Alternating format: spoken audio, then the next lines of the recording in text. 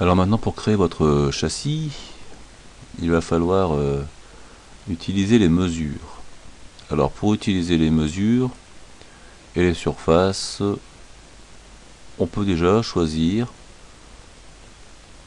de voir l'objet en fonction d'une vue. Donc par exemple, on va pouvoir choisir la vue de dessus, de dessous, de face. On va par exemple prendre celle de face. Voilà.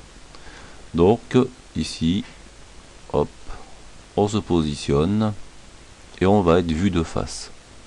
Ici, on a une petite partie où on va pouvoir jouer sur les mesures. Je vais prendre un exemple. On va faire un rectangle qu'on va venir poser ici sur l'axe rouge et on va déplacer ce rectangle. Alors tant que je maintiens enfoncé la souris, je vais pouvoir indiquer les dimensions de ce rectangle. Je vais par exemple prendre 180 mm de longueur et 2 mm de hauteur, ce qui sera l'épaisseur de la plaque. Donc je rentre 180, point virgule 2 et je fais entrer. Et donc voilà, j'ai ma plaque qui est ici. On va se rapprocher, on va zoomer. Alors maintenant, on va faire comme tout à l'heure, on va l'étirer. Et là c'est pareil. On va rentrer par exemple 6 cm, donc 60 mm, entrée. Nous avons donc obtenu une plaque de PVC par exemple qui fait 180 de long, 2 mm d'épaisseur et 60 mm de largeur. Alors maintenant, supposons que l'on veuille percer cette plaque. Et bien alors, rien de plus facile. On va venir ici positionner un cercle. Alors, le souci, c'est de pouvoir trouver la position des différents éléments.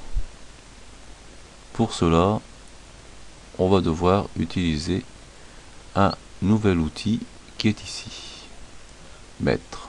Et on va prendre une particularité, c'est-à-dire qu'ici, si je déplace la ligne, je vais pouvoir mettre une longueur. Donc ça va pouvoir faire des lignes pour tracer des repères. Exemple ici, on veut tracer une ligne à 25 mm du bord.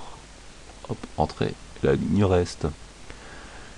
Je veux percer ici à 20 mm, j'entre, et voilà.